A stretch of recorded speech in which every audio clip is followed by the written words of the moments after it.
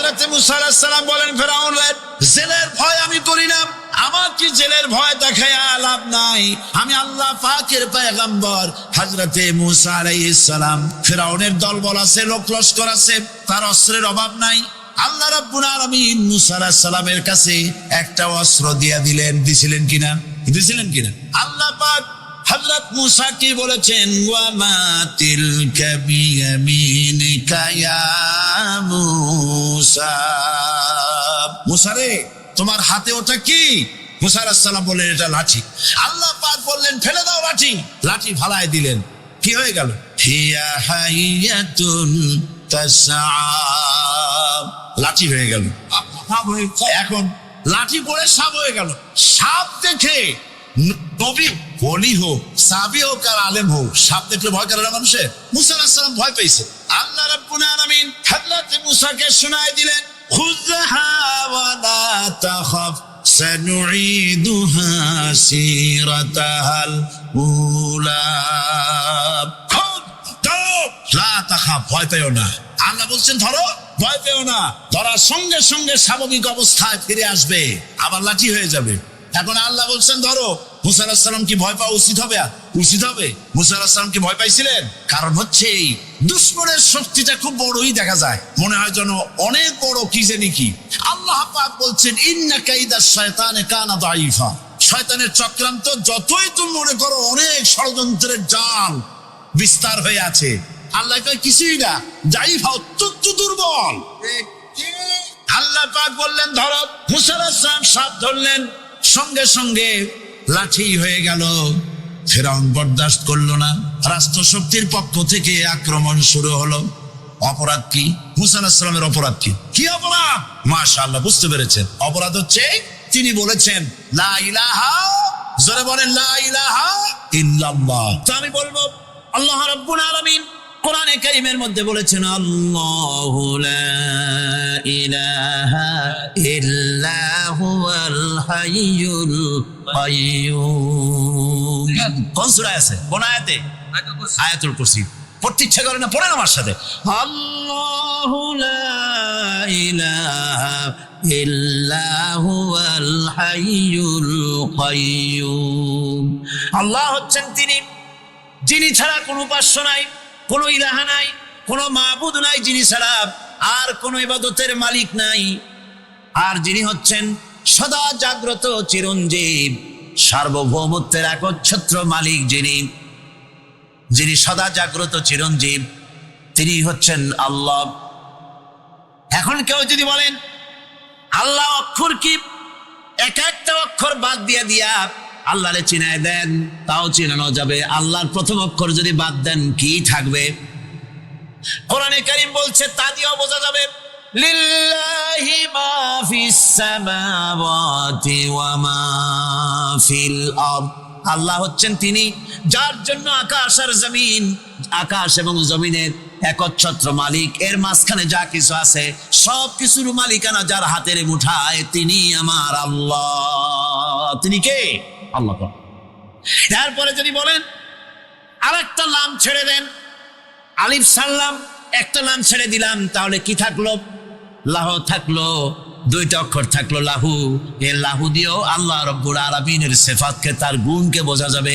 লাহু মাকালিদুস সামাওয়াতি ওয়াল আরদ।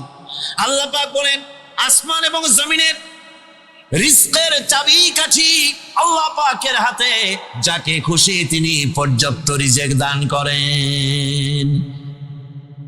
কেউ যদি বলেন লামটাও ভালা দেন, লামটাও ছেড়ে দেন, দিলাম নাম একটা ছেড়ে, থাকলো কি? একটা অক্ষর থাকলো হু। এই হু দিয়ে আমার আল্লাহরে চেনা যাবে। ওয়া হুয়াল গফুরুল ওয়াদুদুল আরশিল মাজিদ ফাআলুল লিমা ইউরিদ। আমার আল্লাহ হচ্ছেন তিনি, যিনি ক্ষমাশীল, যিনি দয়াবান, যিনি বান্দাকে মহব্বত করেন, যিনি হচ্ছেন আরশে আসিমের মালিক। তিনি হচ্ছেন সেই মহান সত্তা, যিনি যা খুশি তাই করতে পারেন। সুতরাং আল্লাহ হচ্ছেন এমন এক লফজ, এমন এক নাম, এমন এক ইসমে জাত, যার কোনো বিকল্প নাই, যা অনুবাদ করে আল্লাহকে স্রষ্টা বললে এটা সারবে না, সৃষ্টিকর্তা বললে সারবে না। আল্লাহ পাকের নামের বিরাট বিশাল ব্যাপক অর্থ রয়েছে, সুতরাং আল্লাহকে আল্লাহই বলতে হবে। আল্লাহকে কি বলতে হবে? আল্লাহ আল্লাহ আল্লাহ। আলহামদুলিল্লাহি রাব্বিল আলামিন। সমস্ত প্রশংসা আল্লাহ পাকের, যিনি হচ্ছেন রব, যিনি কি রব। এখন এই রব শব্দের বাংলা অর্থ করা হয় প্রভু, লালনকারী, প্রতিপালনকারী, কিন্তু এই অর্থ যথেষ্ট নয়।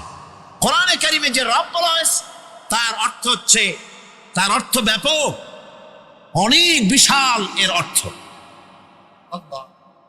এ রব কাকে বলে? এই রব শব্দের বাংলা অর্থ করা হয় প্রভু, লালনকারী, প্রতিপালনকারী, কিন্তু এই অর্থ যথেষ্ট নয়।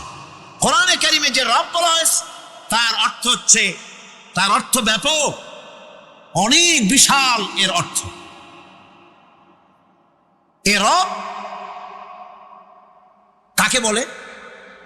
আমি রবের সমস্ত ব্যাখ্যা করতে পারবো না, তবে অল্প কথায় এমন ভাবে বলতে চেষ্টা করব যাতে করে আপনাদের বুঝে আসবে ইনশাআল্লাহ। আমরা বলি ইনশাআল্লাহ। এখন আপনারা যদি আমাকে প্রশ্ন করেন যে অত কথা বুঝি না, এক লাইনে এক বাক্যে বুঝায় দেন রব কাকে বলে, তাহলে আমি কথাটা এইভাবে বলবো, যাহার যখন যে জিনিসের যতটুকুন প্রয়োজন তাহাকে তখন সেই জিনিস ফরিয়াদ করার আগে যিনি পৌঁছে দেন তার নাম হচ্ছে রব। এ রব হচ্ছে তার মধ্যে রুবুবিয়তের সম্পূর্ণ কোয়ালিটিতে ভর্তি। আল্লাহ পাকের মধ্যে রুবুবিয়তের কোয়ালিটি। রব শুধু সৃষ্টি করেই ছেড়ে দেন না, প্রতিপালন করেন, পূর্ণতায় পৌঁছে দেন। সুবহানাল্লাহ বলতে ইচ্ছে করে না ভাইরা? দেখেন আল্লাহ রাব্বুল আলামিন এমন রব, বাংলাদেশের কুকুর আর আমেরিকা ইউরোপের শীত প্রধান দেশের কুকুর একরকম নয়। আমাদের দেশের পশু ইউরোপ আমেরিকা শীত প্রধান দেশের পশু একরকম নয়। তার কারণ হলো আমাদের দেশে শীত কম, নাতিশীতোষ্ণ অঞ্চলের মধ্যে খানিকটা পড়ে যায়। এখানে পশুদের গায়ে কম পশম থাকলে কোনো অসুবিধা নাই। ভেড়া, ঘোড়া, কুকুর, বন্য প্রাণীকে কেউ তো কম্বল দেয় না, ল্যাব দেয় না, রাজাই দেয় না, খাতা দেয় না, চাদর দেয় না। আল্লাহ রাব্বুল আলামিন তিনি এমন রব, শীত প্রধান দেশের পশুদের গায়ে পশম দিয়া চিরস্থায়ী কম্বল জড়ায় দিয়েছেন। এটা হচ্ছে রব, প্রতিপালনের পদ্ধতি। কি সুন্দর করে তিনি প্রতিপালন করছেন, কি সুন্দর করে তিনি পশু পক্ষীগুলিকে তাদের আহার জোগাড় করছেন, প্রতিপালন করছেন। তিনি রব, মানুষকে সৃষ্টি করেছেন, আমাদেরকে সৃষ্টি করেছেন, সব প্রয়োজন মিটাইছেন, সকল প্রয়োজন মিটিয়েছেন, একটা জিনিস বাদ রাখেন। আমাদের মুখে দাঁতের দরকার ছিল, মায়ের পেট থেকে দাঁত নিয়ে আসিনি। মায়ের পেট থেকে আসার পরে আমাদের খাবারের দরকার ছিল। লক্ষ্য করেন রব কারে বলে, লক্ষ্য করুন।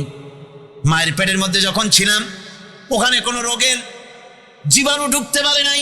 ফি করারিম মাকিন, একটি সুরক্ষিত জায়গায় আল্লাহ রাব্বুল আলামিন বাচ্চাকে রেখেছেন, যেখানে কোনো সর্দি হবে না, জ্বর হবে না, সর্দি হবে না, ব্রঙ্কাইটিস হবে না, ডায়াবেটিস হবে না, প্রেসার হবে না।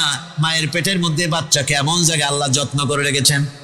এই বাচ্চা যখন মায়ের পেট থেকে বেরিয়ে এলো তখন তার পরিবেশ অত্যন্ত খারাপ। এখানে পলিউশন আছে, এখানে কার্বন ডাই অক্সাইড আছে, এখানে বিষাক্ত হাওয়া আছে, এখানে দূষিত আবহাওয়া রয়েছে। প্রতি মুহূর্তে রোগ তাকে হামলা চালাতেছে। এই রোগের থেকে সে বাচ্চা বাঁচবে কি করে? এজন্য রব্বুল আলামিন তিনি এমন রব, মায়ের বুকের মধ্যে যে খাবার তৈরি করলেন বাচ্চার, ওই খাবারের মধ্যে বাচ্চার ওষুধও আল্লাহ পাক বানাইয়া দিলেন। মায়ের বুকের দুধ শুধু দুধ নয়, এটা ওষুধ। সুবহানাল্লাহ, এটা খাদ্য, এটা ওষুধ, এটা ভিটামিন, এটা ক্যালসিয়াম। রব হচ্ছেন তিনি, যিনি এই বিশাল বিশাল পানির মওজুদ থেকে বাতাসকে যিনি বলেন, যিনি প্রতিনিয়ত বাষ্পীয় আকারে পানিগুলিকে সমুদ্র থেকে উত্থিত করেন, পানিগুলিকে উত্থিত করেন মহাকাশী। আল্লাহ পাক বলেন, আল্লাহুল্লাযী আরসালার রিয়াহা ফাতুসিরু সাহাবা। বাষ্প হয়ে পানিগুলি আকাশে উত্থিত হয় এবং মহাকাশে যাওয়ার পর এই পানিগুলি, লবণাক্ত পানিগুলি আল্লাহর মেশিনে সেগুলি মিষ্টি হয়ে যায়। জোরে কোন সুবহানাল্লাহ।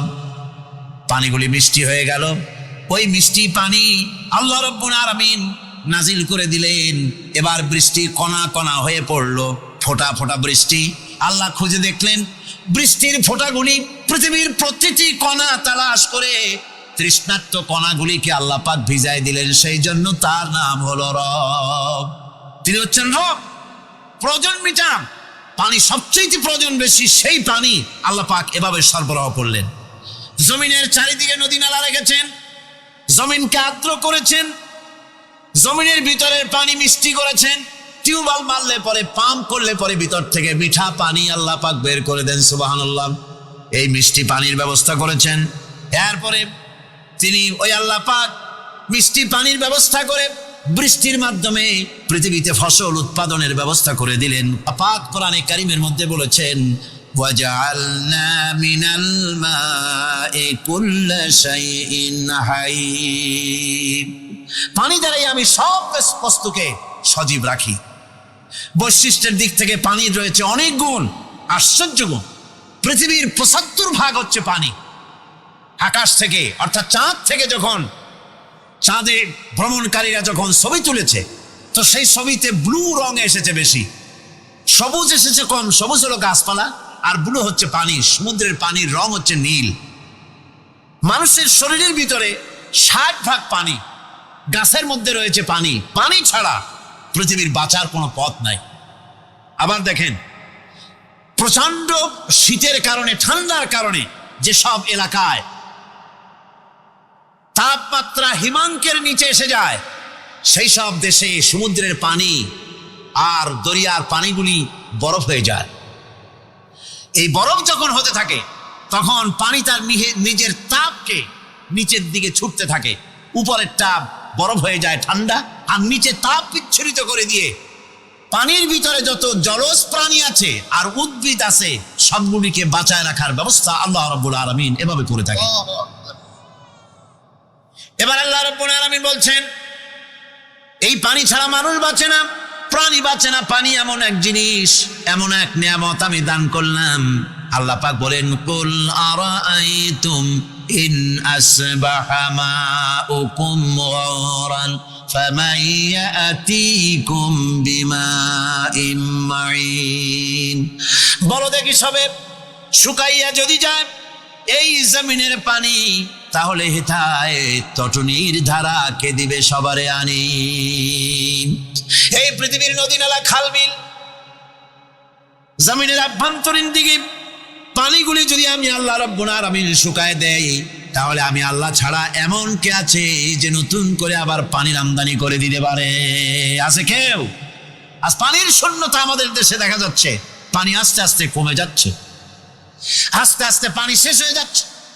কি কারণে শেষ হচ্ছে এবং কি হলে পানি পাওয়া যাবে পরে বলা যাবে ইনশাআল্লাহ। তো জীবন ধারণের জন্য যেমন পানির প্রয়োজন, জীবন ধারণের জন্য তেমন বাতাসেরও প্রয়োজন। পানি ছাড়া তো কিছু সময় চলতে পারে, পানি এবং খাদ্য ছাড়া কিছু সময় চলতে পারে, কিন্তু বাতাস ছাড়া তো এক মুহূর্ত চলে না, ঠিক কিনা?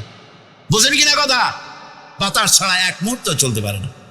অথচ আল্লাহ রাব্বুল আলামিন এই বাতাস দিয়ে গোটা আকাশকে, শূন্য জায়গাগুলি বাতাস দিয়ে ভরে রেখেছেন, যাতে করে কারো বাতাসের কোনো অসুবিধা না হয়, শ্বাস করতে কোনো কষ্ট না হয়। প্রাণী জগৎকে বাতাস দিয়ে বাঁচিয়ে রাখার জন্য আল্লাহ পাক মহাশূন্যকে এভাবে সব এলাকা বাতাস দিয়ে ভরে রেখেছেন। এই জন্য তার নাম হচ্ছে রব। এটাই হচ্ছে রুবুবিয়তের নমুনা। আমার ভাইয়েরা, আল্লাহ রাব্বুল আলামিন পানি দিলেন, বাতাস দিলেন, খাদ্যের ব্যবস্থা করে দিলেন। শস্য শ্যামল এলাকায় আল্লাহ পাক সব জায়গাগুলিতে শস্য শ্যামল হোক অথবা ঊষর ধূসর মরুভূমি হোক, সারা পৃথিবী জুড়ে আল্লাহ রাব্বুল আলামিন খাবারের দস্তরখান বিছায় রেখেছেন। ওয়ামা মিন দাব্বাতিন ফিল আরদি ইল্লা আলাল্লাহি রিজকুহা। এই পৃথিবীর বুকে এমন কোন বিচরণশীল জীব নাই যেই জীবের রিজকের দায়িত্ব আমি আল্লাহ আমার নিজ হাতে গ্রহণ করি নাই। জোরে বলেন সুবহানাল্লাহ।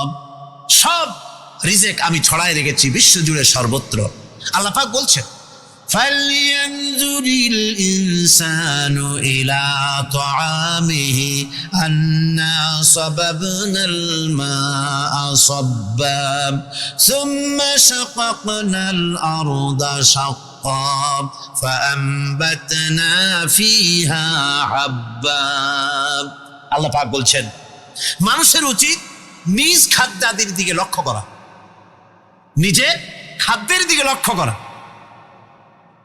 যেহেতু এই খাদ্য প্রতিদিন তার সামনে আসে, এদিকে তার লক্ষ্য করা উচিত। আমি প্রথমে জমিনের উপরে পানি বর্ষণ করি, পরে জমিনকে দীর্ণ বিদীর্ণ করি, এরপরে জমিনের ভিতরে উর্বরা শক্তি আমি দান করি। কে বলতেছেন এ কথা? আল্লাহ পাক বলছেন। এরপরে আমি নানান জাতের ফসল ফলন তোমাদের জন্য আমি দান করে দেই। খাদ্যের দিকে নজর করতেই জন্য আল্লাহ পাক বলেছেন মানুষ চতুর্দিক থেকে তো চোখ ফিরাতে পারে, মুখ ফিরাতে পারে, কিন্তু খাদ্যের দিকে তার নজর করতেই হয়। সকালে, দুপুরে, বিকেলে, রাত্রে সব সময় তার সামনে খাবার আছে। আল্লাহ পাক বলেন খাবারের দিকে একটু নজর করো, কেমন ভাবে কি সুন্দর করে খাবারগুলি তৈরি করে দিয়েছি, শুরু কিভাবে হলো, পরিপক্ক কিভাবে হলো, সেদিকে তোমরা লক্ষ্য করো। সে লক্ষ্য তো করা নাই, সমানে খায়, বিসমিল্লাহ বলেন, আলহামদুলিল্লাহ বলেন, পাইকারি দরে খাইতেই থাকে। আল্লাহ পাক বলছেন খাদ্যাদির দিকে লক্ষ্য করো। এই যে চাউল তোমরা খাচ্ছ, আটা খাচ্ছ, গম খাচ্ছ, মাছ খাচ্ছ, গোশ খাচ্ছ, তাম পৃথিবীর সমস্ত বিজ্ঞানী একত্রিত হয়ে একটা চাউল বানাইতে পারবে? জোরে কোন পারবে? না পারবে। পারবে? প্লাস্টিকের চাউল পারবে, খাবে আর কলেরা হয়ে মরবে। পৃথিবীর সমস্ত বিজ্ঞানীরা একত্রিত হয়ে একটি চাউল বানাতে পারবে না, একটা ডিম বানাতে পারবে না। পারবে একটা ডিম বানাতে? পারবে না। বিজ্ঞানীদের প্রশংসা আমরা করি, হ্যাঁ করি, বিজ্ঞানীরা অনেক কিছু বিশ্বকে উপহার দিয়েছে, কিন্তু মূল রবের কাছে আমরা যাই না, তাকে চিনতেও পারি না, সেখানে যাই না। বিজ্ঞানীরা কি করেছে? আল্লাহর বানানো জিনিসগুলি তারা ডিজাইন করেছে। ডিজাইন করতে তো নিষেধ নাই, আর ডিজাইন করাই যায়, সৃষ্টি করতে পারে না। বিজ্ঞানীরা সৃষ্টি করে নাই, ডিজাইন করেছে। কিরকম? আল্লাহ পাক চাউল তৈরি করেছেন। চাউল তৈরি করেছে কে? বলেন না সবাই। এখন আপনারা সেই চাউল দিয়ে পিঠা বানান, পায়েস বানান, সেই চাউল দিয়ে ভাপা পিঠা, আরো কি যেন খায় চট্টগ্রামে রস দিয়ে, ওটা কি কয়? দই পিঠা না কেন? ধোঁয়া পিঠা। সেইভাবে করে আপনি ডিজাইন তৈরি করছো। আটা দিচ্ছে, আল্লাহ পাক আটা তৈরি করেছেন, গম দিয়েছেন, এই আটা দিয়ে গোলগোল্লা তৈরি হচ্ছে, এর দ্বারা রুটি তৈরি হচ্ছে, এর দ্বারা অসংখ্য রকমের সিমাই টিমাই ইত্যাদি দিয়ে, লাচ্ছা সিমাই, নানান রকমের সিমাই আপনি ডিজাইন করার অসুবিধা নাই। আল্লাহর তৈরি করা কাঠ দিয়ে ফার্নিচার তৈরি হচ্ছে, টেবিল হচ্ছে, চেয়ার হচ্ছে, গুষ্টি শুদ্ধ হচ্ছে। আল্লাহর তৈরি করা লোহা দিয়া মাইক হচ্ছে, স্ট্যান্ড গান হচ্ছে, ব্রেন গান হচ্ছে, তারপরে প্লেন হচ্ছে। তাহলে আমি বলতে চাইলাম, বুঝাতে চাইলাম, সমস্ত জিনিস এর স্রষ্টা কে? জোরে বলেন কে?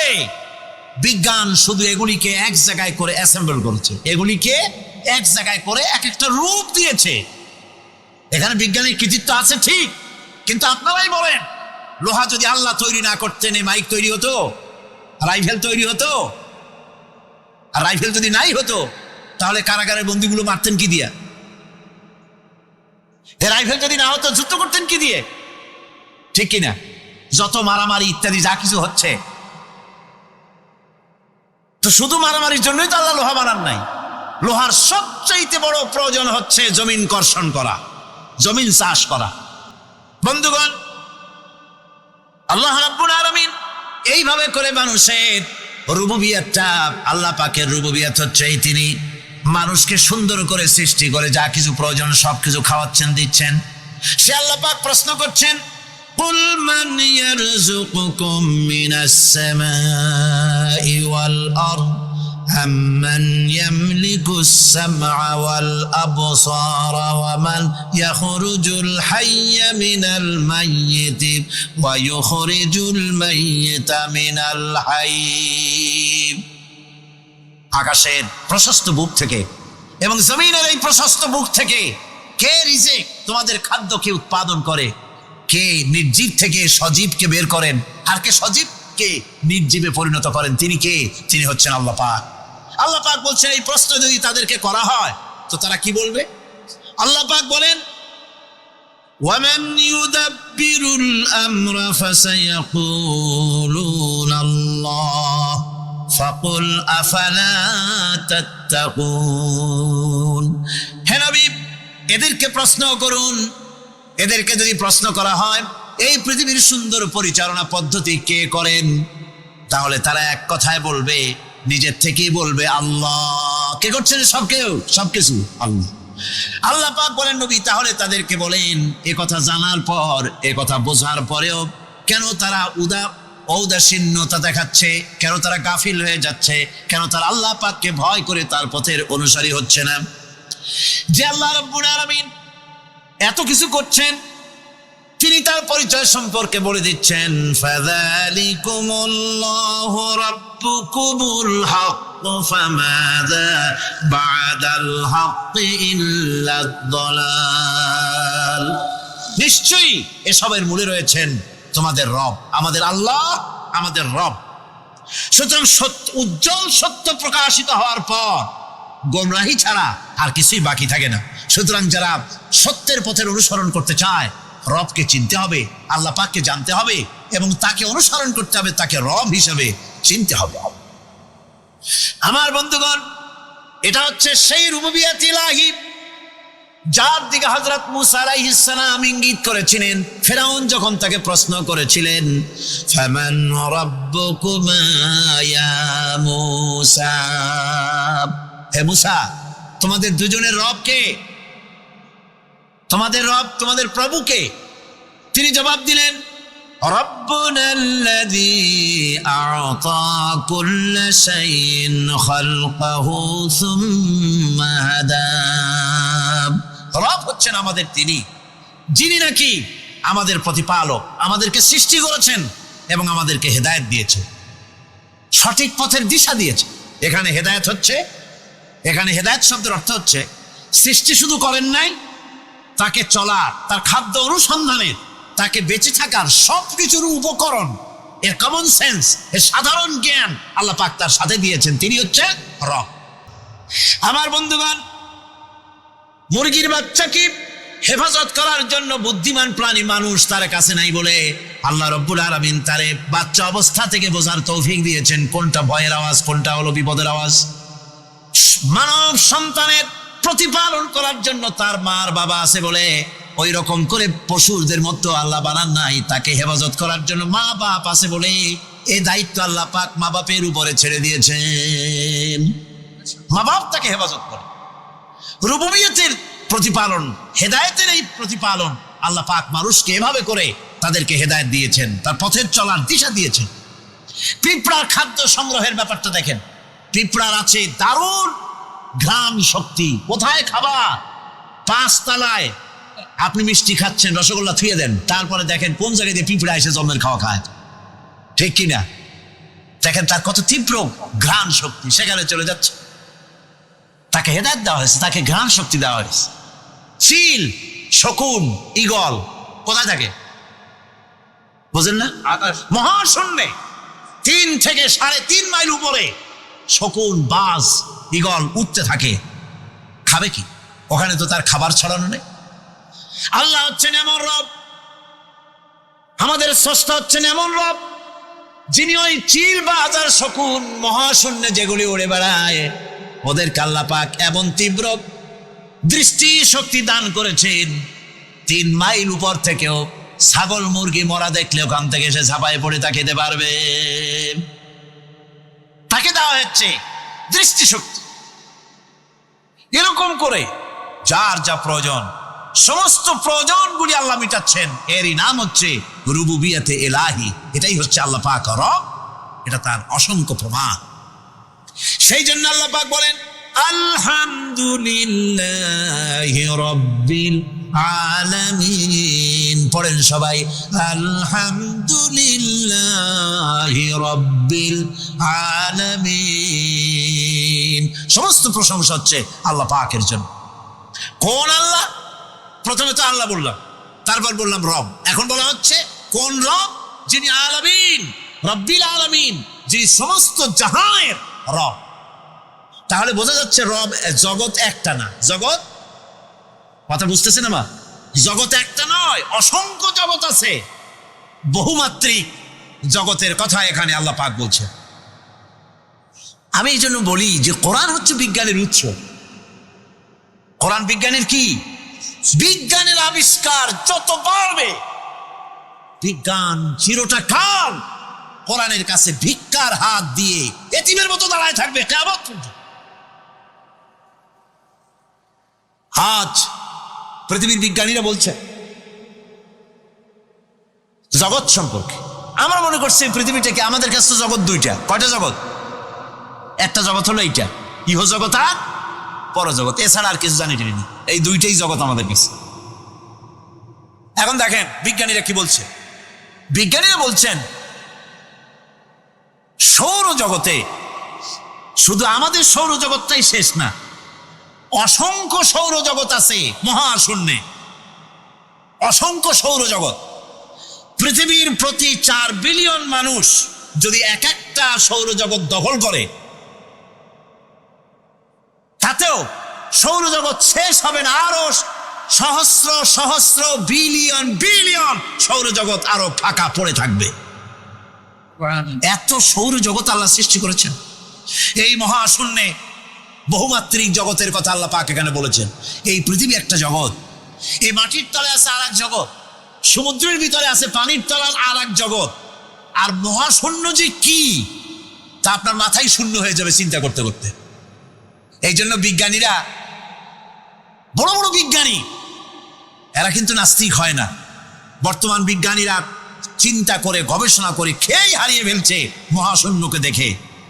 যেখানে আছে গ্যালাক্সি, যেখানে আছে মিল্কি ওয়ে, যেখানে রয়েছে অসংখ্য তারকা, এই পৃথিবীটা মহাশূন্য আল্লাহ যেভাবে তৈরি করেছেন, সেই তুলনায় এই পৃথিবী একটা মার্বেলের চাইতে খুব বেশি একটা বড় কিছু হবে বলে মনে হয় না। পৃথিবী যদি হয় একটা মার্বেলের মতো, তাহলে আমরা যে মানুষ, আমাদের অস্তিত্ব কোথায়? কোরআনে কারিমে সূরা রোম রয়েছে, এই রোম সেই রোম।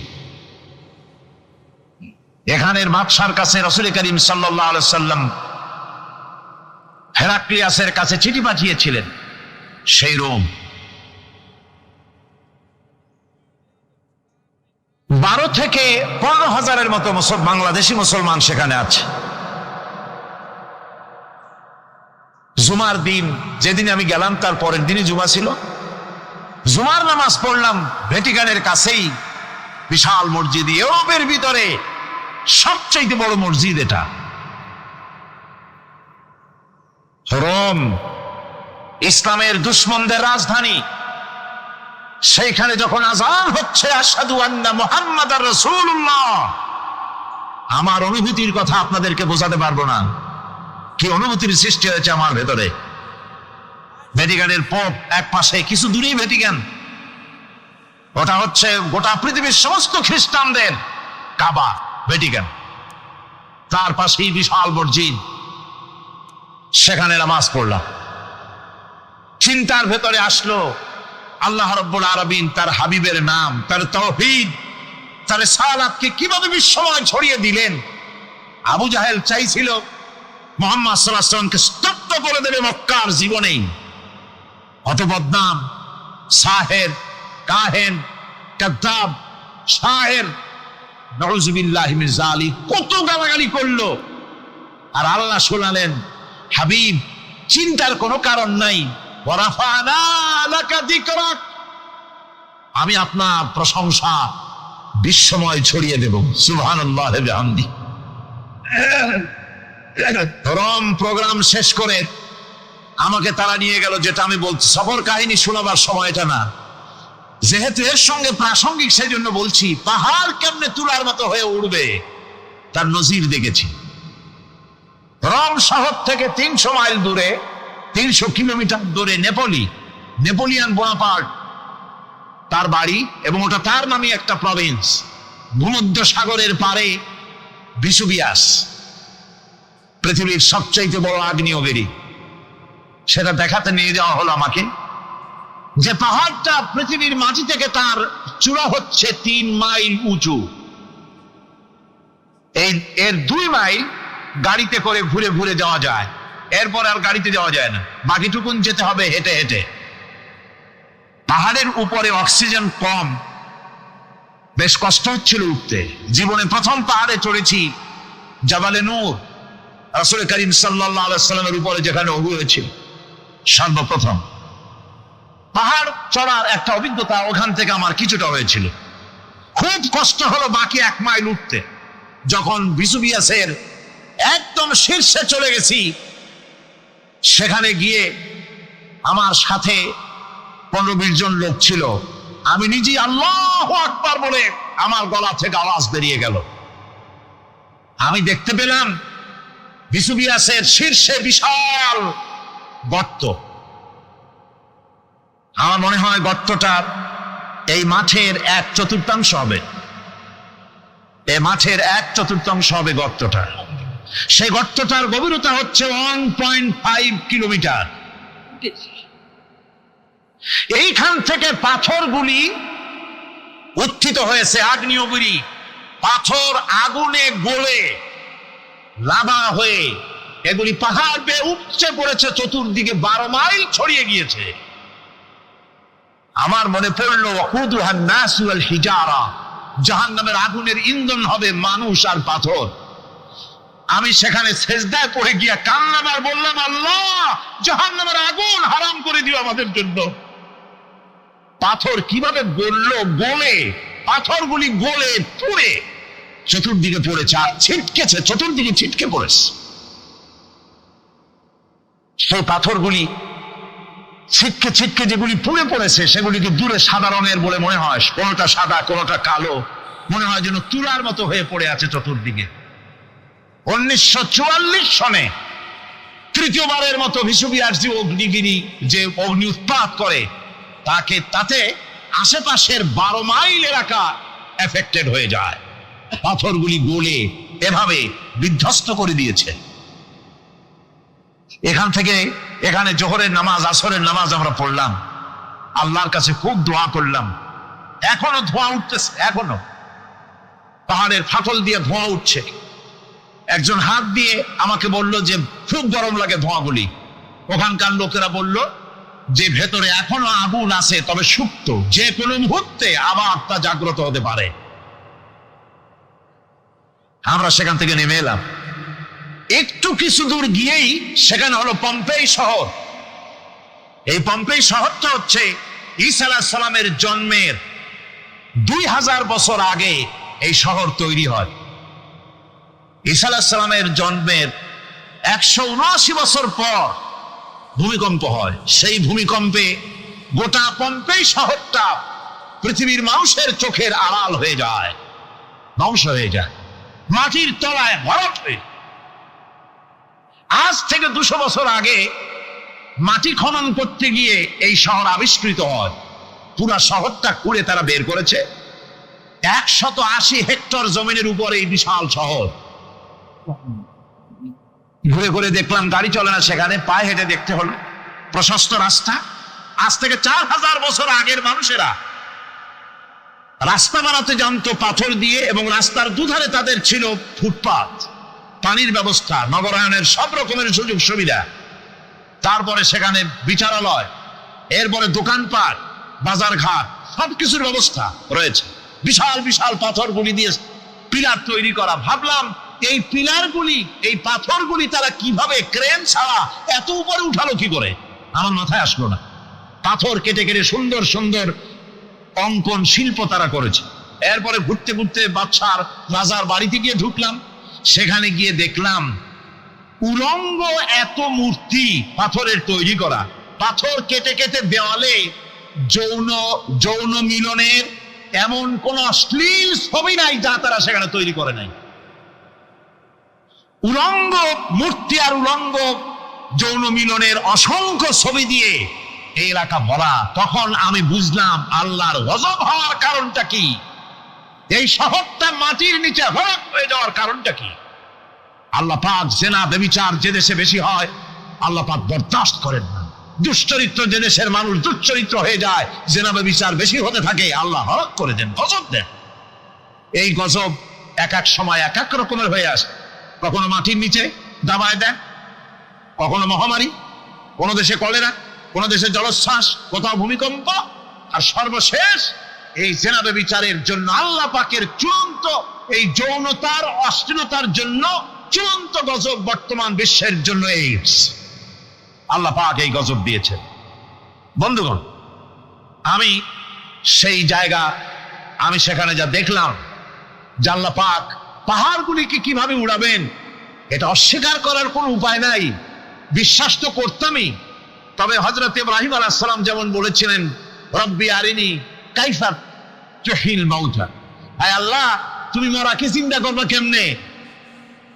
আল্লাহ পাক বললেন, আওয়ালাম তুমিন, তুমি বিশ্বাস করো না? ইব্রাহিম আলাইহিস সালাম বললেন, বালা, অবশ্যই বিশ্বাস করি, ওয়ালাকিন লিয়াতমাইন্না কলবি, যদি চোখে দেখতাম তাহলে আমার অন্তরাত্মা খুব ঠান্ডা হতো। আল্লাহ রাব্বুল আলামিন চোখে দেখায় দিলেন জিন্দা কেমনে মুর্দা হবে, মুর্দা কেমনে জিন্দা হবে, আল্লাহ দেখায় দিলেন, পাহাড় উড়ায় দিবেন আল্লাহ রাব্বুল আলামিন। একথা কলিজার মধ্যে এটার উপর ঈমান বিশ্বাস, কিন্তু আল্লাহ চোখে দেখাইছেন, ঈমান আরো মজবুত হয়েছে, যা ছিল আরো মজবুত হয়েছে। সুবহানাল্লাহ। আল্লাহর ভয়তে কলিজা কেঁদেছে। আমি পাহাড়ের উপরে কেঁদেছি, যার যা হয়ে কেঁদেছি। বন্ধুগণ, আল্লাহ সুবহানাহু ওয়া তাআলা এই জন্য বলেছেন, কুল সিরু ফিল আরদ, আমার জমিন ঘোরো, ভালো করে দেখো, কাইফা কানা আকিবাতুল মুকাজ্জিবিন, মহাসত্যকে যারা অস্বীকার করেছে তাদের পরিণতি আমি কি করে দিয়েছি, এগুলি চোখে ভালো করে তাকায় দেখো। আমার বন্ধুগণ, সুতরাং এই পৃথিবীর অবসান হবে, এই পৃথিবী ধ্বংস হবে, এই পৃথিবী চূড়ান্ত ভাবে শেষ হয়ে যাবে। হ্যাঁ, আরেকটি কথা বলতে হয়, সেটা হচ্ছেই যে এই রোম থেকে আরেকটু দূরে 900 মাইল দূরে হচ্ছে সিসিলি। 900 মাইল দূরে, সেখানে এই সিসিলি মুসলমানেরা শাসন করেছিল 350 বছর। সেই সিসিলিতে রয়েছে 360টা মসজিদ মুসলমানদের করা। সমস্ত মসজিদগুলি আজ তালা বন্ধ, একটা মসজিদও খোলা নাই। সেখানকার মুসলমানেরা ওয়াজ শুনতে এসেছিল রোমে। আমি তাদের জন্য পরামর্শ দিয়েছি যে গভর্নমেন্টের কাছে তোমরা দাবি জানাও যে অন্তত একটা মসজিদের দরজা আমাদের জন্য খুলে দাও। রোমের অবস্থানরত প্রবাসী বাংলাদেশি মুসলমানেরা আমাকে বলেছে, তাদের অনেকের বাড়ি চট্টগ্রামেও আছে, আমাকে বলেছে তাদের চোখে পানি আসছে বলার সময় যে চিরমের তাফসীর মাহফিল যখন আসে কলজেটা কামতে থাকে যাওয়ার জন্য।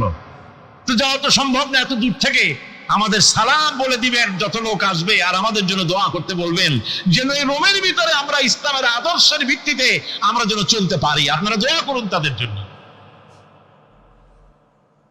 ভাইরা আমার, এই পৃথিবী একদিন পরিসমাপ্তি ঘটবে এবং আল্লাহর দরবারে আমাদেরকে উঠতে হবে এবং সেখানে আমাদের বিচার হবে। সেখানে আমাদের কি হবে? বিচার হবে। আল্লাহ পাক বিচারটাকে নির্ভুল করার জন্য, সঠিক করার জন্য প্রত্যেকের গলায় আমলনামা ঝুলাই রাখছে, এখানে রেকর্ডের ব্যবস্থা করা হয়েছে। আল্লাহ পাক বলছেন, ওয়া কুল্লা ইনসানিন আলজামনাহু তাইরাহু ফি উনুকিহি ওয়া নুখরিজু লাহু ইয়াওমাল কিয়ামাতি কিতাবান ইয়ালকাহু মানশুরা। আল্লাহ পাক বলেন, প্রত্যেকের ভালো মন্দ কর্মফল, কর্মলিপি আমি তার গলায় ঝুলাই রেখেছি।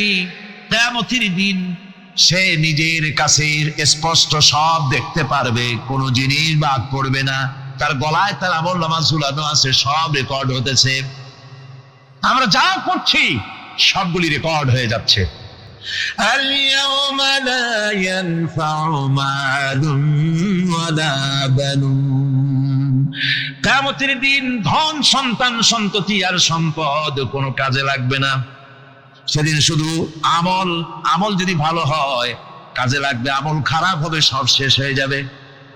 আল্লাহ রাব্বুল আলামিন নবীজিকে ডেকে বলেছেন, নবী আপনি বলেন, কুল মা কুনতু বিদআম মিনার রাসূল, আপনি বলুন আমি কোন নতুন রাসূল নই, আমার আগে অনেক নবী রাসূল পৃথিবীতে এসেছেন, তারা বিদায় হয়ে গেছেন। আমি জানি না কিয়ামতের দিন আল্লাহ রাব্বুল আলামিন আমার সাথে কি ব্যবহার করবেন, আর আমি এও জানি না যে কিয়ামতের দিন আল্লাহ পাক তোমাদের সাথে কি ব্যবহার করবেন।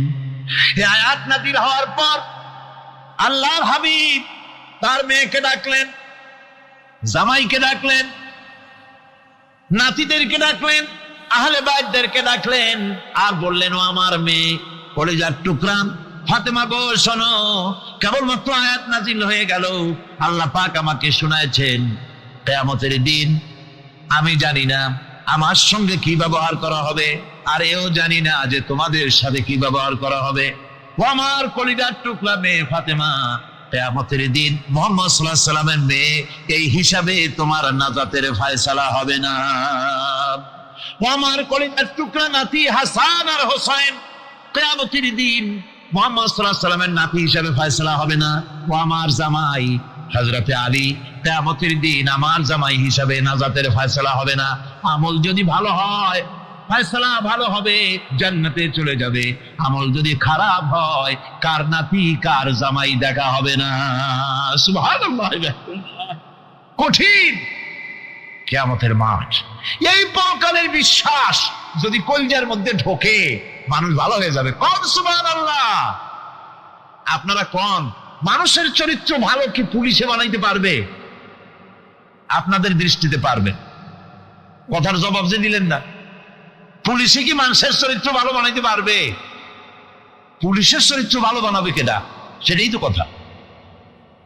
মানুষের চরিত্র যাতে ভালো থাকে, মানুষের যেন খারাপ কাম না করে, সেজন্য পুলিশ যাতে খারাপ কাম না করে সেজন্য আরো একটা ডিপার্টমেন্ট আছে না? তারা যাতে খারাপ কাজ না করে সেজন্য আর একটা আছে। এন্টি করাপশনের আবার এন্টি করাপশন আছে, তার উপর আবার এন্টি করাপশন আছে। এন্টিটার অভাব নাই। সুতরাং পুলিশ দিয়া, বিডিআর দিয়া, আর্মি দিয়া মানুষের, দেশের, জাতির চরিত্র ভালো বানানো যায় না। রাসূলুল্লাহ এ দিয়ে বানান না, এটা ইসলামের নিয়ম নয়। পুলিশ দিয়া, আর্মি দিয়া দেশের মানুষের চরিত্র ভালো বানানো যায় না। চরিত্র ভালো বানানো যায় কেবলমাত্র পরকালের ভয় দিয়া। কিসের ভয় দিয়া?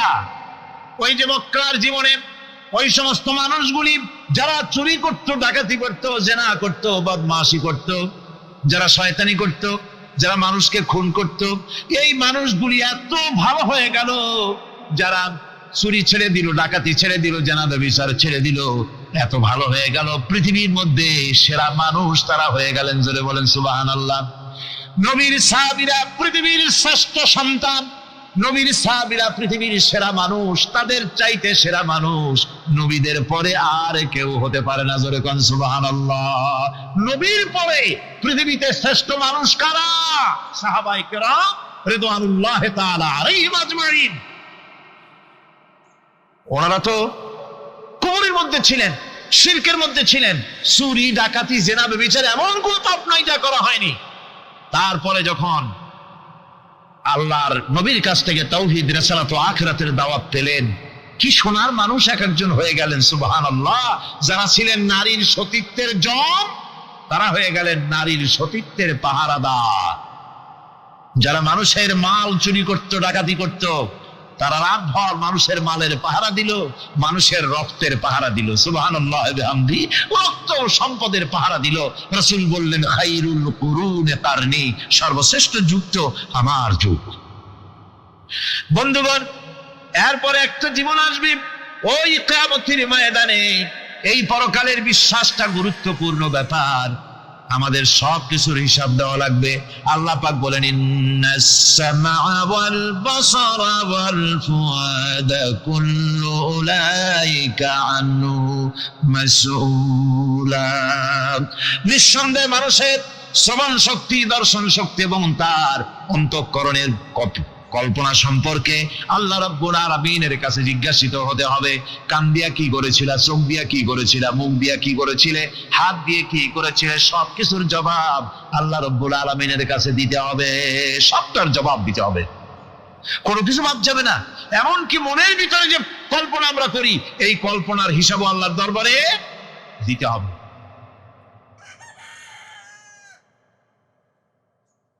হযরতে জাফর চলে গেলেন নিজের বাড়িতে। স্ত্রীকে ডেকে বললেন, স্ত্রী, রাসূলুল্লাহ আমাকে নির্দেশ করেছেন মুতার প্রান্তরে যুদ্ধে যাওয়ার জন্য। আমি চলে যাব, তোমার কাছে বলতে এলাম। রাসূলুল্লাহ নির্দেশ না করলে বলতেও আসতাম না। আমি যদি শহীদ হয়ে যাই, আমি যদি আর না ফিরি, আমার সন্তানগুলিকে আমার রাস্তায়ও, এই রাস্তায়, দ্বীনের রাস্তায় তাদেরকে তৈরি করবে। স্ত্রী বলছেন, হে আমার স্বামী, রাসূলুল্লাহ নির্দেশ করেছেন জিহাদের ময়দানে যাওয়ার জন্য। আমি আপনাকে বাধা দেওয়ার হিম্মত রাখি না, তবে আমি আল্লাহর কাছে হাত তুলে বলি। তিনি দোয়া করতে লাগলেন, রব্বুল আলামিন, আমার স্বামী রাসূলুল্লাহর নির্দেশে জিহাদের ময়দানে যেতেছেন, তুমি মেহেরবানি করে আমার স্বামীকে জিহাদের গাজী বানায়া আমার কাছে ফিরাইয়া দিও। হযরতে জাফর তরবারিটা খাপের মধ্য থেকে বের করে তরবারির উল্টা দিক দিয়া স্ত্রীর মুনাজাত করা অবস্থায় তার হাতের উপরে মৃদু আঘাত করলেন আর বললেন, স্ত্রী হাত নামাও, উল্টা দোয়া করো না। রাসূলুল্লাহ আমার নাম দ্বিতীয় নম্বরে বলেছেন, আমার আগেও একজন আছে, পরেও একজন আছে। মুতার প্রান্তরে আমি যে শহীদ হব তাতে কোনো সন্দেহ নাই। উল্টা দোয়া করো না, বরং আমার শাহাদাত মঞ্জুরের জন্য দোয়া করো, আর এই আমার সন্তানগুলিকে দ্বীনের রাস্তায় পরিচালিত করো। আর আমি তোমার কোনো হক আদায় করতে পারি নাই, আমারে মাফ করে দিও। হযরতে জাফর সালাম দিয়ে চললেন। পিছনে স্ত্রী কাটা কবুতরের মতো ছটফট করছে, আর ছোট ছোট বাচ্চারা পিছনে দৌড়াচ্ছে, আব্বা আব্বা বলে কাঁদতেছে। হযরতে জাফর পিছনের দিকে একবার ফিরে তাকায়, দেখলেন না কে কান্দে, কে দৌড়ায়। যুবক আব্দুল্লাহ বিন রাওয়াহা, তিনি নতুন বিবাহ করেছেন। আজকের রাত তার বাসর সজ্জার রাত। রাসূলুল্লাহ হুকুম করেছেন জিহাদে যেতে হবে। তিনি চলে গেলেন নিজের বাড়িতে। বাড়ি গিয়ে শুনতে পান রাতের বেলায় স্ত্রী তেলাওয়াত করতেছেন কোরআনে কারীম। হযরতে জাফর হযরতে আব্দুল্লাহ বলছেন, স্ত্রী একটু কোরআন পড়া বন্ধ করো, আমার কথা শোনো। আল্লাহর নবী আমাকে জিহাদের জন্য যাওয়ার জন্য আমাকে নির্দেশ করেছেন, আমি জিহাদে চলে যাচ্ছি। তোমার সঙ্গে বিবাহ হয়েছিল, আমি তোমার কোনো হক আদায় করতে পারি নাই, এজন্য আমারে তুমি মাফ করে দিও। স্ত্রী বলল, প্রাণের স্বামী, আমি শুনেছি এই মদিনায় আপনি সুপুরুষ, এক সুদর্শন যুবক, প্রাণ ভরে একবার দেখতেও পারি নাই। আপনি একবার আমার রুমের ভিতরে আসেন, আপনার চেহারাটা আমি একটু দেখে নেই। স্বামী বললেন, আমি তোমার রুমে ঢুকবো না, আমি তোমার রুমের ভিতরে যাব না, আমি এখনই যুদ্ধে রওনা করব। স্ত্রী বলছেন, প্রাণের স্বামী, রুমের ভিতরে প্রবেশ করলে পরে আমি কোনো প্রেম নিবেদন করব না, শুধু একবার চেহারাটা ভালো করে দেখে রাখতে চাই, কারণ কিয়ামতের ময়দানে আমি যেন আপনাকে স্বামী বলে চিনে নিতে পারি। হযরত আব্দুল্লাহ বলছেন, প্রিয়তমা স্ত্রী শোনো, যদি তোমার এই ধারণাই হয়, এই নিয়ত যদি থাকে, আর আমার শাহাদাতের পরে যদি তুমি সবর করতে পারো, আমাকে আর দেখার দরকার নাই। আল্লাহ যদি আমার শাহাদাত মঞ্জুর করেন, তাহলে কিয়ামতের দিন জান্নাতের ভেতরে তোমাকে আমাকে স্বামী স্ত্রী হিসাবে আল্লাহই পরিচয় করাইয়া দিবে। হযরত আব্দুল্লাহ চলে গেলেন জিহাদের ময়দানে। যুদ্ধ শুরু হয়ে গেল। 3000 সৈন্য রাসূলুল্লাহর পাঠানো সাহাবীদের প্রচন্ড আক্রমণে রোমান সৈন্যরা পালায়ে কুল পাচ্ছে না। হযরতে যায়েদ শহীদ হলেন। হযরতে জাফর, তার ডান হাত কাটা গেল, তার বাম হাত কাটা গেল, এবার ঝুলন্ত, হাত কাটা, পা কাটা, এই অবস্থায় তিনি পড়ে আছেন। হযরতে আব্দুল্লাহ বিন রাওয়াহা তিনি ছুটে গেলেন তরবারি ধরার জন্য। তিনি ছুটে গেলেন ইসলামের পতাকা ধারণ করার জন্য। কাছে গিয়ে দেখেন কে যেন পতাকা উঁচু করে রেখেছে। কাছে গিয়ে দেখেন হযরতে জাফর হাত কাটা দুদিকে পড়ে আছে, পা কাটা দুদিকে পড়ে আছে, শূন্য মাথাটা তার। হযরতে জাফরের শূন্য মাথা ইসলামের পতাকা ধরে কামড়ে ধরে উঁচু করে রেখে দিয়েছে। হযরতে জাফর শাহাদাতের সময় বলেছিলেন, ও আমার রসুলের সাহাবীরা, আল্লাহ রসুলকে আমার বিদায় সালাম আরজ করে দিও। আমি এখন আমার নাকের ভিতরে জান্নাতের সুঘ্রাণ পেতেছি, আমার মনে হয় এখনই আমার শাহাদাত নসিব হয়ে যাবে। ও জাফর, তোমার শাহাদাতের পরে আল্লাহ তোমার সাথে কি ব্যবহার করেছেন? হযরতে জাফর বলেন, আল্লাহ তাআলা আমাকে জান্নাতের নাজ ও নেয়ামত দিয়ে আমাকে জিজ্ঞাসা করেছেন, তুমি আর কি চাও? আমি বলেছি, রব্বুল আলামিন কিচ্ছু চাই না, জমিনে আর একবার পাঠাও তোমার দিনকে প্রতিষ্ঠার জন্য, তোমার দিনের রাস্তায় আর একবার জীবন দিয়ে আসি। আল্লাহ রব্বুল আলামিন বলেন, وَيَعْلَمُ مَا فِي الْبَرِّ وَالْبَحْرِ وَمَا تَسْقُطُ مِنْ وَرَقَةٍ إِلَّا يَعْلَمُهَا। এই পৃথিবীতে যদি কোনো একটি সমুদ্রের মধ্যে কি হয়, স্থলভাবে কি হয়, আল্লাহ রাব্বুল আলামিন বলেন আমি জানি। শুধু তাই নয়, পৃথিবীর কোনো একটি গাছের পাতা যদি পড়ে যায়, তাহলে কোন দেশের কোন গাছের কোন পাতাটি পড়েছে আমি আল্লাহ রাব্বুল আলামিনের দরবারে তার খবর হয়ে যায়। এই কথা যদি পিতা মাতা সন্তানদেরকে কাছে নিয়ে যদি বলে, বাবা জেনা, ব্যভিচার, মদ, জুয়া, শয়তানি, চাঁদাবাজি, মাস্তানি এগুলি করবা না, এগুলি একদিন মরা লাগবে, আল্লাহর কাছে হিসাব দিতে হবে। মা বাবা যদি বলতো এরকম, সন্তানগুলি ভালো হইতো। ঠিক কিনা কোন? জোরে বলেন ঠিক কিনা? প্রিয় ভাই সব, কোরআনে কারীমের অসংখ্য আয়াতের মধ্য থেকে একটি আয়াত যদি আমরা মনে প্রাণে বিশ্বাস করতে পারতাম, আমল করতে পারতাম, আমাদের চরিত্র ভালো হয়ে যেত। আল্লাহ রাব্বুল আলামিন বলেন, মা ইয়াকুনু মিন নাজওয়া সালাসাতিন ইল্লা হুয়া রাবিউহুম ওয়ালা খামসাতিন ইল্লা হুয়া সাদিসুহুম।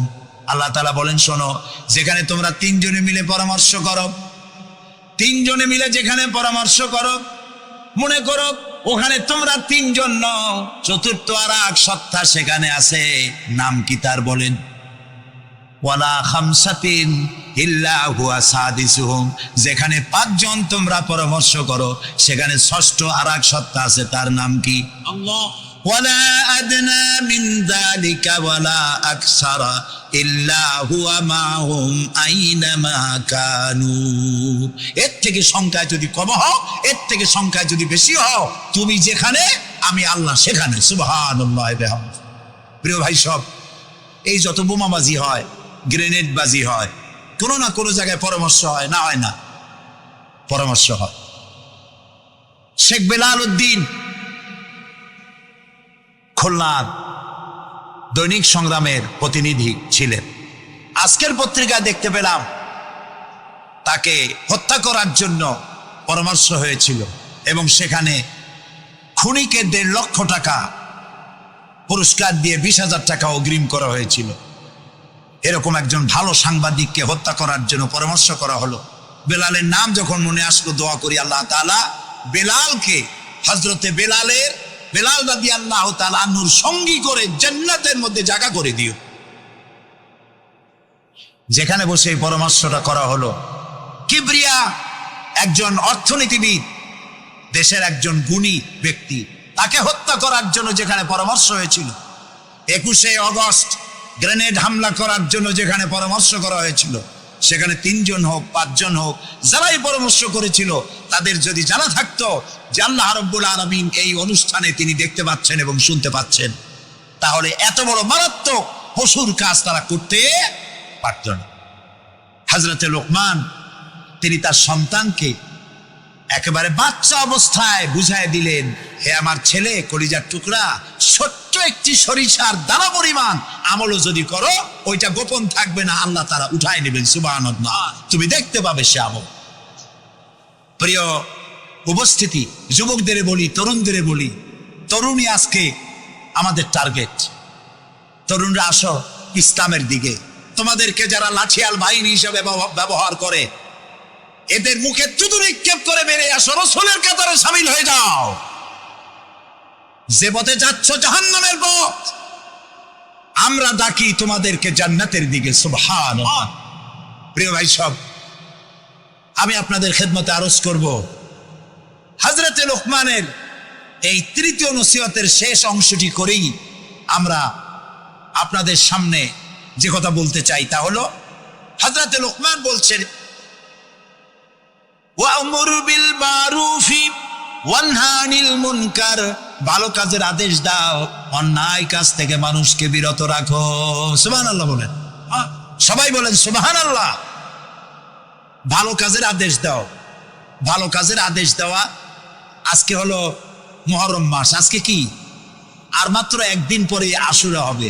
হযরত ইমাম হোসাইন এবং তার সাথী সঙ্গী শাহাদায়ে কারবালার জন্য আমরা দোয়া করব। আমরা আমাদের মা বাবার জন্য দোয়া করব। এটা দোয়া কবুলের আজকের শুক্রবার ছিল। সুবহানাল্লাহ। প্রিয় ভাই সব, এত বড় বিশাল মাহফিল জীবনে আরেকটা পাবো কোন নিশ্চয়তা আছে কি?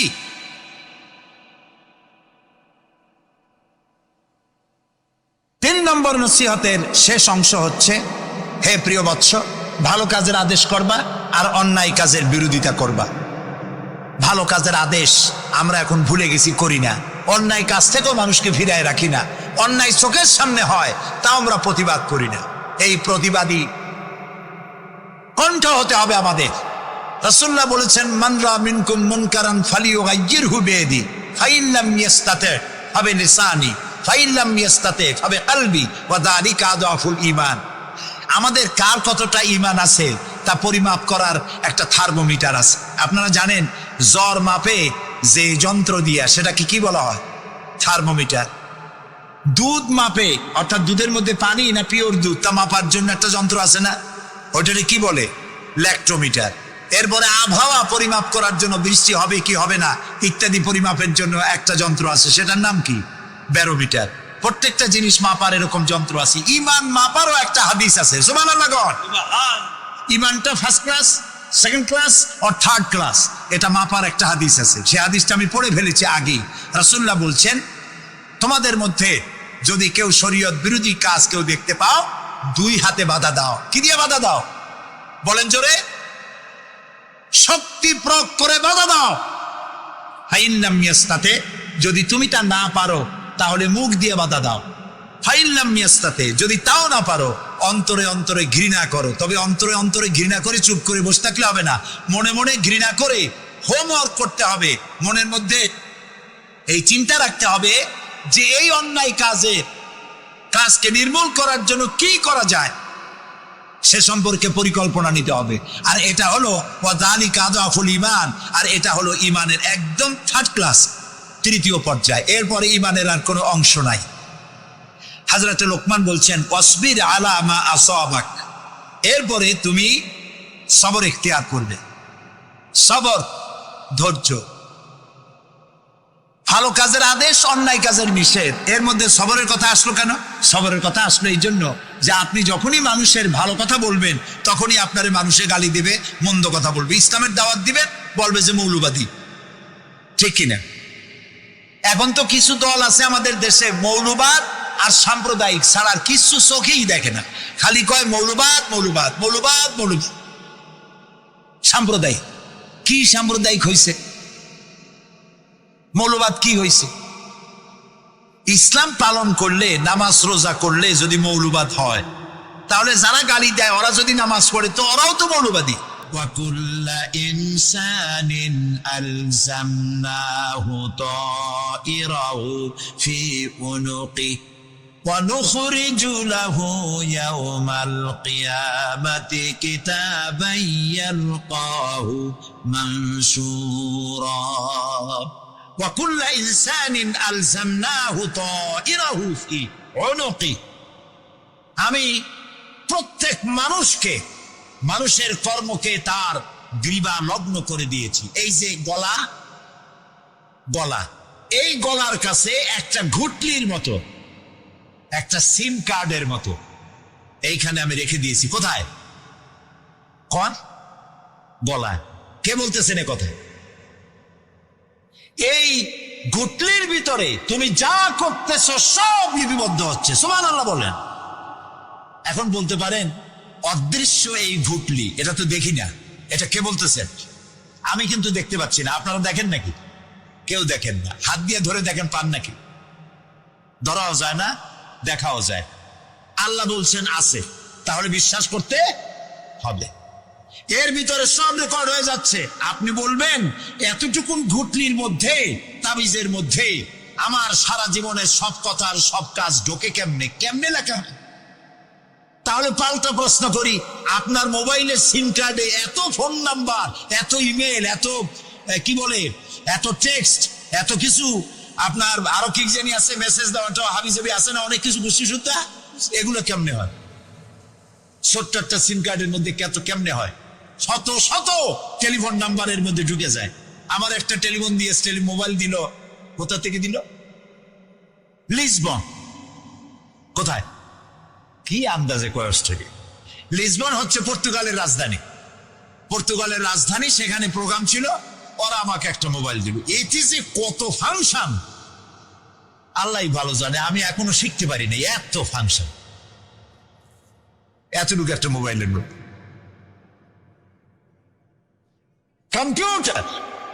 কম্পিউটারের ছোট্ট একটা মাইক্রোচিপ যন্ত্র, যে কম্পিউটার ব্যবহার করা এখন বাচ্চা ছেলেবেলারাও জানে, এটা একটা পৃথিবীর বিস্ময়।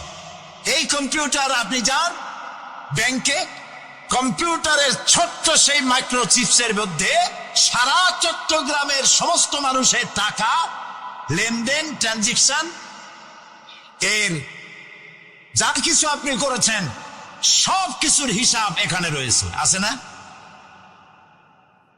তাহলে এতটুকুন একটা মাইক্রোচিপসের মধ্যে এত সহস্র কোটি কোটি টাকার হিসাবপত্র, লেনদেন, এই ছোট্ট জিনিসের মধ্যে ঢুকাবার মতো জ্ঞান মানুষের মাথায় দিছে কে?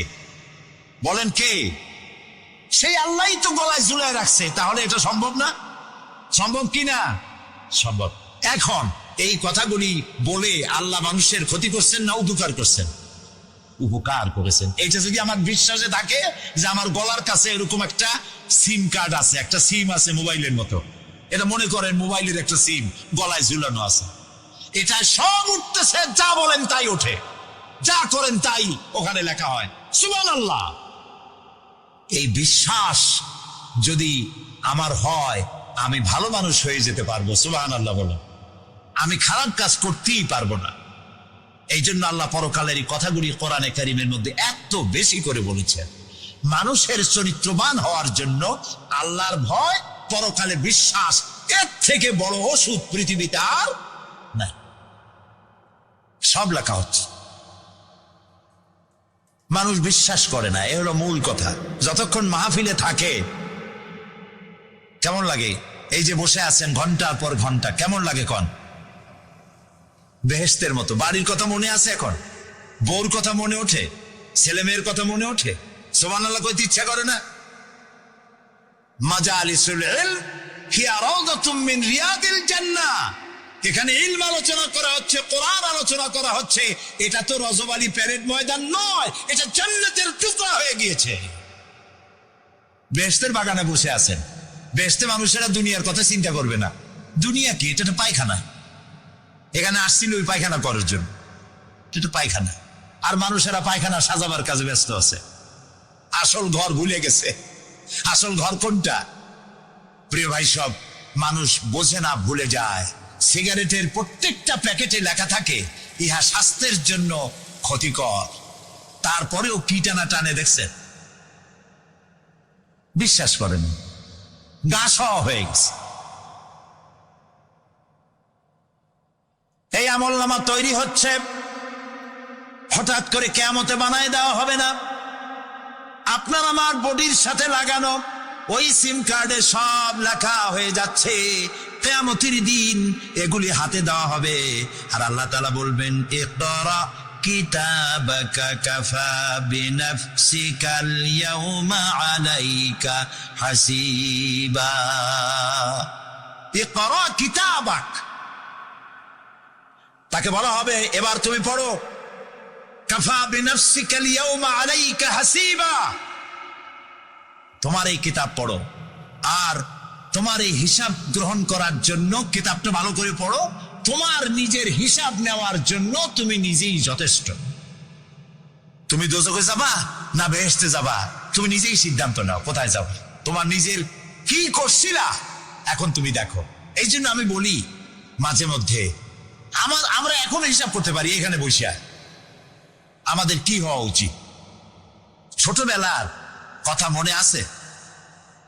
নাই, মনে নাই? এই যে স্কুল থেকে পলাইছিলেন, তারপরে 2 দিন পর স্কুলে গিয়ে হাজির হয়েছেন, মাস্টার জিজ্ঞেস করলো গতকাল আসো নাই কেন? তখন বললেন মা বলেছেন আমার নাকি পেটে ব্যথা হয়েছিল। এইসব স্কুল ফাঁকি দেওয়া, মাইর খাওয়া, মানুষের বাড়ির লিচু খাইতে গিয়ে চুরি করিয়া কিল খাওয়া, এইসব ছোট ছোট কথা মনে পড়লে এখনো হাসি পায়।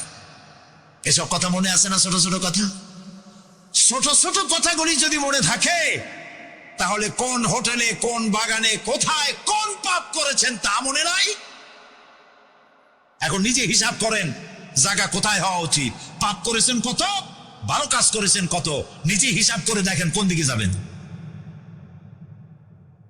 আমরা নিজেরাই যথেষ্ট হিসাবের জন্য। আল্লাহ তাই বলবেন কিয়ামতের দিন ইকরা কিতাবাক, তোমার কিতাব তুমি পড়ো, তোমার হিসাব নেওয়ার জন্য তুমি যথেষ্ট। আহারে, আল্লাহ রাব্বুল আলামিন বলেন ওয়া আশরাকাতিল আরদু বিনুরি রাব্বিহা ওয়া wudi'al কিতাবু ওয়া জিআ'a বিন নাবিয়্যিনা ওয়াশ শুহাদা'a বাইনাহুম বিল হক ওয়া হুম লা ইউযলামুন।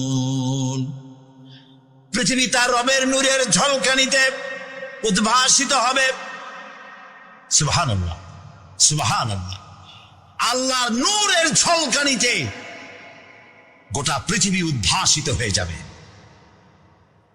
আমলনামা তুলে ধরা হবে, পয়গম্বর এবং সাক্ষীগণকে হাজির করা হবে এবং সকলের প্রতি সুবিচার করা হবে, তাদের কারো প্রতি জুলুম করা হবে না। আল্লাহ গ্যারান্টি দিচ্ছেন কারো প্রতি জুলুম করা হবে না। সুতরাং হে মানুষেরা, ইয়া আইয়ুহাল ইনসানু ইন্নাকা কাদিহুন ইলা রাব্বিকা কাদহান ফামুলাকি, হে মানুষ তোমার পালনকর্তা পর্যন্ত পৌঁছতে তোমাকে অনেক কষ্ট করতে হবে, এরপর তুমি তার সাক্ষাৎ পাবে, কিয়ামতে তোমার সাক্ষাৎ হবে। কাজী তোমার নিজের আমলকে সুন্দর করে আমলকে তৈরি করে নাও। فَأَمَّا مَنْ أُوتِيَ كِتَابَهُ بِيَمِينِهِ فَسَوْفَ يُحَاسَبُ حِسَابًا يَسِيرًا وَيَنْقَلِبُ إِلَى أَهْلِهِ مسرورا। সুবহানাল্লাহ। যার ডান হাতে আমলনামা দেওয়া হবে, কিয়ামতের দিন আমলনামাগুলি উড়িয়ে দেওয়া হবে। ইমানদারের সামনের থেকে কোন হাতে, আর বেঈমানের পিছন থেকে বাম। এই আমলনামা যখন যার ডান হাতে আমলনামা পৌঁছে যাবে, তার হিসাব নিকাশ সহজ হয়ে যাবে। আমলনামা হাতে করে আনন্দ চিত্তে সে আপন পরিবারের সঙ্গে মিলিত হতে পারবে। সুবহানাল্লাহ। আল্লাহ কিয়ামতের দিন দয়া করে আমাদের আমলনামা আমাদের ডাইন হাতে দিয়ে দিও। আল্লাহ তাআলা দয়া করে আমাদের হাতে, আমাদের ডান হাতে আমাদের আমলনামা দিও। দয়া করে আমাদের আমলনামা আমাদের ডাইন হাতে দিও।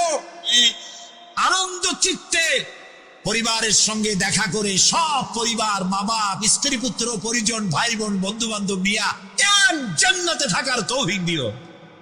আয় আল্লাহ, বিগত 26 বছর যারাই মাহফিলে এসেছেন তাদেরকে নিয়ে এক জান্নাতে থাকার আমাদেরকে তৌফিক দিয়ে দিও। وأما من أوتي كتابه وراء ظهره فسوف يدعو ثبورا ويصلى سعيرا। আর যার আমলনামা পিছন থেকে বাম হাতে আসবে সে তো মৃত্যুকে আহ্বান করতে থাকবে, মৃত্যুকে ডাকবে। এর থেকে যদি মরে যেতে পারতাম তাও ভালো হইতো। তার আর উপায় থাকবে না, তার জায়গা হবে জাহান্নামে। নাউযুবিল্লাহ। আমরা সবাই বলি নাউযুবিল্লাহ। এরপরে আল্লাহ রাব্বুল আলামিন মিজান খাড়া করবেন, দাড়িপাল্লা। মিজান কি? দাড়িপাল্লা। ইনসাফ কি মুকদ্দাস তারাজু। ইনসাফের প্রতীক কি তাও কইতে পারেন না, জোরে বল না। এটা হচ্ছে ইনসাফের প্রতীক। সুপ্রিম কোর্ট ঢাকা, সুপ্রিম কোর্টের সামনে বিশাল দাড়িপাল্লা টানান, দেখছেন না?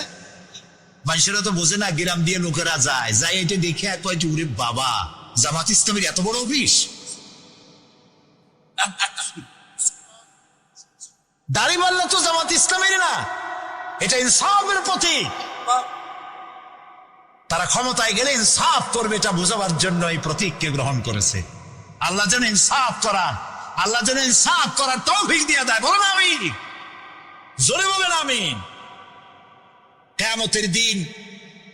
কিয়ামতের দিন এই দাড়িপাল্লা মিজান আল্লাহ তাআলা প্রতিষ্ঠিত করবেন, এবং এই মিজানে যার পুণ্য পাল্লা ভারী হবে সে কৃতকার্য, আর যার পাল্লা হালকা হবে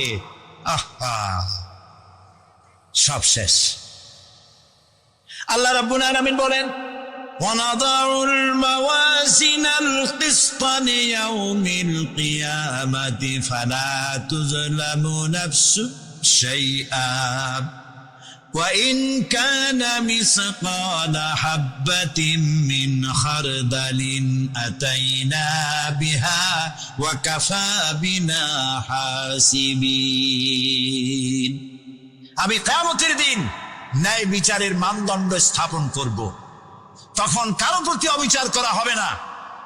যদি কোনো আমল সরিষার দানা পরিমাণ হয় আমি তা হাজির করব। সুবহানাল্লাহ, সুবহানাল্লাহ। এবং হিসাব গ্রহণের জন্য আমি যথেষ্ট। এবং হিসাব মানুষেরা মনে করবে এত মানুষ, আদম আলাইহিস সালাম থেকে নিয়ে পর্যন্ত, এখান থেকে নিয়ে কিয়ামত পর্যন্ত সব মানুষের তো উঠবে সে মনে হিসাব হবে নাকি? একজন একজন করে হিসাব হবে। আল্লাহ বলছেন আল্লাহ সারিউল হিসাব, দ্রুত হিসাব নিতে সক্ষম। আল্লাহ নিজের কানে নিজে শুনবেন, অন্যের মাধ্যমে নয়, নিজে শুনবেন। প্রত্যেক আর আসামির কাছ থেকে, লোকদের কাছ থেকে তার বক্তব্য শুনবেন। ভায়া মিডিয়া শুনবেন না, নিজেই শুনবেন। আল্লাহর কান আছে না, চোখ আছে না? লোকেরা এই যে বইপত্রে লেখে আল্লাহ হচ্ছে নিরাকার,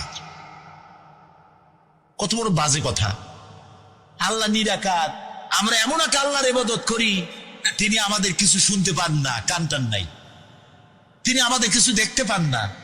এরকম নাকি আল্লাহ তাআলা? আল্লাহ তাআলা কোরআন শরীফে বলেছেন আল্লাহর হাত, আল্লাহর পা, আল্লাহর চোখ, আল্লাহর মুখ। তবে এগুলি কিরকম? আল্লাহর হাত, পা, চোখ কেমন, আকারটা কেমন, এর একটাই জবাব। কয়টা জবাব? জোরে বলে, একটাই জবাব। আল্লাহর যেমন হওয়া উচিত তেমন। সুবহানাল্লাহ বলে, সুবহানাল্লাহ বলে। এর থেকে আর কোনো জবাব নাই, এই একটাই জবাব। আল্লাহর যেমন হওয়া উচিত ঠিক তেমন।